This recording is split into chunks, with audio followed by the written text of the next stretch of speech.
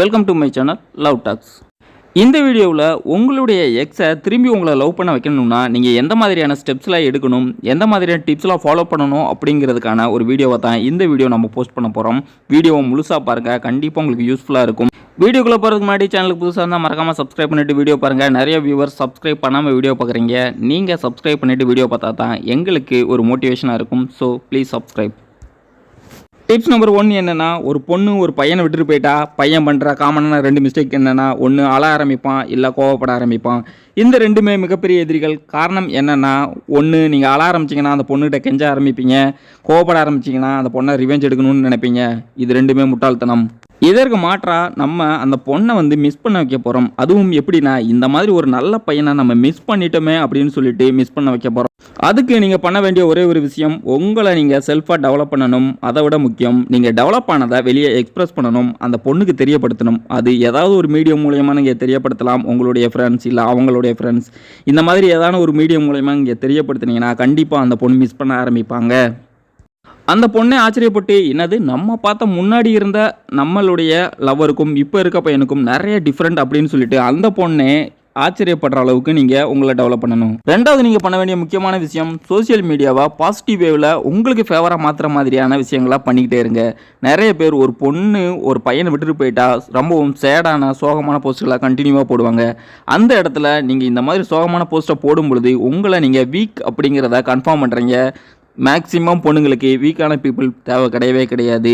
So நீங்கள் ஹாப்பியான போஸ்ட்டையும் உங்களை நீங்கள் எப்படி டெவலப் பண்ணியிருக்கீங்க, நீங்கள் முன்னாடி இருந்ததுக்கு இப்போ எந்த லெவலில் நீங்கள் முன்னேறி இருக்கீங்க அப்படிங்கிறதுக்கான ஒரு அட்வர்டைஸ்மெண்ட் பிளாட்ஃபார்மாக நீங்கள் சோசியல் மீடியாவை யூஸ் பண்ணலாம். சேடான போஸ்ட்டுகளையும் ரிவெஞ்ச் எடுக்கிற மாதிரியான போஸ்ட்டுகளையும் தொடர்ந்து போடாதீங்க. காரணம் என்னென்னா, உங்களை வீக்காகவும் இல்லை ரிவெஞ்ச் எடுக்கிற மாதிரி ஒரு நெகட்டிவ் கண்ணோட்டத்திலையும் அந்த பொண்ணுக்கு காட்ட ஆரம்பிக்கும்.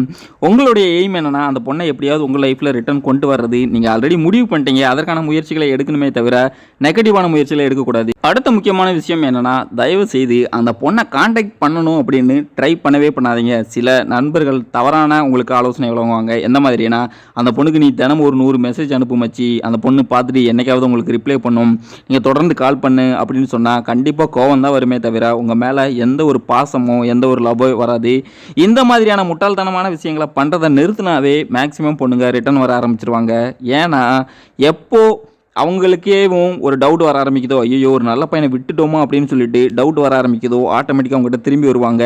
அதற்கான முயற்சிகளை எடுக்கணுமே தவிர நீங்கள் வீக் அப்படின்னு சொல்லிட்டு வெளியே எக்ஸ்பிரஸ் பண்ணவே கூடாது. அதுதான் இந்த இடத்துல முக்கியமான விஷயம். அடுத்து, அந்த பொண்ணு உங்களுடைய வேல்யூ புரிஞ்சுக்கிட்டு உங்களை மீட் பண்ண வராங்க, உங்களை அப்ரோச் பண்ண வர்றாங்கன்னா தயவு செய்து அந்த பொண்ணு லவ் விஷயமாக தான் உங்கள்கிட்ட அப்ரோச் பண்ண வராங்களா அப்படிங்கிறத ப்ராப்பராக தெரிஞ்சுக்கிட்டு அந்த பொண்ணுக்கிட்ட பேச ஆரம்பிங்க. லூஸ் டாக் விட்டு மறுபடியும் நீங்கள் வீக் அப்படிங்கிற ஒரு விஷயத்தை ப்ரூவ் பண்ணவே பண்ணிடாதீங்க. சில பொண்ணுங்கள் வேறு விஷயமாக கூட உங்களை மீட் பண்ண அப்ரோச் பண்ண வரலாம். அந்த டைமில் போய் நீங்கள் லூஸ் டாக் விட்டு, எனக்கு தெரியும் நீ விட்டுட்டு போனேன்னா என்ன மாதிரி ஒரு பையன் கிடப்பானா அப்படி இப்படின்னு சொல்லிட்டு நீங்கள் ரொம்ப பில்டப் பண்ணும் பொழுது அந்த பொண்ணு இவன் திருந்தவே இல்லை அப்படின்னு சொல்லிட்டு மறுபடியும் உங்களை விட்டுட்டு போயிடுவாங்க. தயவு செய்து ஒரு நியூட்ரல் லைனை எப்பயும் மெயின்டைன் பண்ணுங்கள். ரொம்பவும் கீழே போகாதீங்க, ரொம்பவும் மேலே போகாதீங்க. ஒரு நியூட்ரல் லைனை மெயின்டைன் பண்ணாவே லவ் ஹாப்பியாக தான் போகும். ஃபைனலி உங்களுடைய எக்ஸோட நீங்கள் சேர்ந்துட்டீங்க.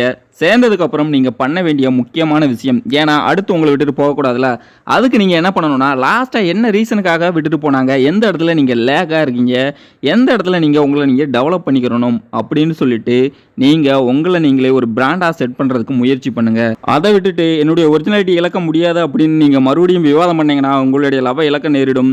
லவ் அப்படிங்கிறது ஒருத்தருக்கு என்ன பிடிக்குது அப்படிங்கிறத இன்னொருத்தர் புரிஞ்சுக்கிட்டு அதுக்கேற்ற மாதிரி மாறுறதான் லவ்வே தவிர என்னுடைய ஒரிஜினாலிட்டியை இழக்க முடியாது, நீ உன்னோடைய ஒரிஜினாலிட்டி இழக்க வேணாம் அப்படின்னு சொல்லிட்டு 2 பேரும் ஒரு ரிலேஷன்ஷிப்பில் இருக்கிறது ஆஃபீஸ் அக்ரிமெண்ட் மாதிரி. அது ஃபெயிலியரில் தான் போய் முடியும். விட்டு கொடுத்தால், அண்டர்ஸ்டாண்டிங், இந்த மாதிரியான விஷயங்களை ஒரு ரிலேஷன்ஷிப்பில் இம்ப்ளிமெண்டேஷன் பண்ணும்போது தான் அதோட லைஃப் டைம் அப்படிங்கிற ஒரு விஷயம் இன்க்ரீஸ் ஆகும். அதை விட்டுட்டு நீங்கள் நானாக தான் இருப்பேன், நீ யார் அப்படின்னு சொல்லிட்டு இருந்தீங்கன்னா கண்டிப்பாக ரிலேஷன்ஷிப்பாக கடைசி வரைக்கும் சஸ்டெயின் பண்ணுறது மிகப்பெரிய கடினமான ஒரு விஷயம். ஃபைனலாக ஒரே ஒரு விஷயம் மட்டும் நான் சொல்லிக்கிறேன். ஒரு ரிலேஷன்ஷிப்பில் 2 பேருக்கு ரொம்பவும் பிடிக்கலன்னா தயவுசெய்து பிரிஞ்சு போயிருங்க. என்னடா இப்படி நெகட்டிவில் பேசுகிறேன்னா கண்டிப்பாக இதுக்கு பின்னாடி ஒரு ரீசன் இருக்குது. ஃபஸ்ட்டு ரீசன் என்னென்னா, ஒரு பொண்ணையோ ஒரு பையனையோ நீங்கள் அப்யூஸ் பண்ணும் பொழுது, அதாவது ஃபிசிக்கலாகவும் சரி மென்டலாகவும் சரி, அது ஃபஸ்ட்டு விஷயம் மாரலி தப்பு. அது ரெண்டாவது விஷயம் என்னென்னா, நம்மளுடைய நாட்டில் இது லீகலி தப்பு. உங்களை ஜெயிலில் வைக்கிறதுக்கான முழு சுதந்திரமும் சட்டத்துக்கு இருக்குது. பெண்கள் இயற்கையாகவே ஃபிசிக்கலாகவும் சரி எமோஷனலாகவும் சரி அவங்க ரொம்ப வீக்கானவங்க. அவங்கள அடிக்கிறது அப்படிங்கிறது மிகப்பெரிய ஆண்மை தன்மை வாய்ந்த ஒரு விஷயமே கிடையவே கிடையாது. சில பெண்களும் இதை மோட்டிவேட் பண்ணுறாங்க, என்னுடைய லவர் தானே என்ன அடிக்கிறான், என்னுடைய ஹஸ்பண்ட் தானே என்ன அடிக்கிறான். இந்த தவறான கண்ணோட்டத்தை நீங்கள் ஃபஸ்ட்டு விடுறதுக்கு முயற்சி பண்ணுங்கள். ஒரு பெண்ணை அடிக்கிறதுனால நம்ம பெரிய ஆள் ஆகிறது கிடையவே கிடையாது. மேக்சிமம் பெண்கள் அதிகாரத்தை விட அன்பை தான் அதிகமாக விரும்புகிறாங்க. முடிஞ்ச அளவுக்கு அன்பை கொடுக்கறதுக்கு முயற்சி பண்ணுங்கள். அதை விட இந்த இடத்துல நான் முக்கியமாக ஒரே ஒரு விஷயமும் சொல்லிக்கிறேன். நீங்கள் உங்களுடைய மனைவியவோ இல்லை உங்களுடைய காதலியவோ அடிக்கும் பொழுது ஒரு குழந்தை பார்த்துச்சுன்னா அந்த குழந்தையோட மனநிலை எப்படி மாறும்னா, ஒரு வேளை பெண்கள் அடித்தா யாரும் கேட்க மாட்டாங்க போல, நம்மளும் அடிக்கலாம் அப்படின்னு சொல்லிட்டு அடிக்க ஆரம்பிக்கும்.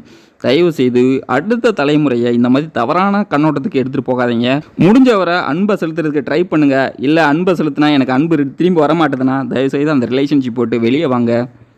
வீடியோ பிடிச்சிருந்தா மறக்காம சேனலுக்கு சப்ஸ்கிரைப் பண்ணுங்க, பக்கத்தில் இருக்க பெல் ஐக்கனையும் கிளிக் பண்ணிக்கோங்க. வீடியோ பிடிக்கலன்னா தாராளமாக டிஸ்லைக் பண்ணலாம். ரீசனை மட்டும் ஃபீட்பேக்கில் பதிவு பண்ணுங்க. ஏன்னா என்னுடைய மிஸ்டேக்ஸை நான் திருத்திக்கிறதுக்கு கண்டிப்பாக ஒரு ஆப்பர்ச்சுனிட்டியாக இருக்கும்.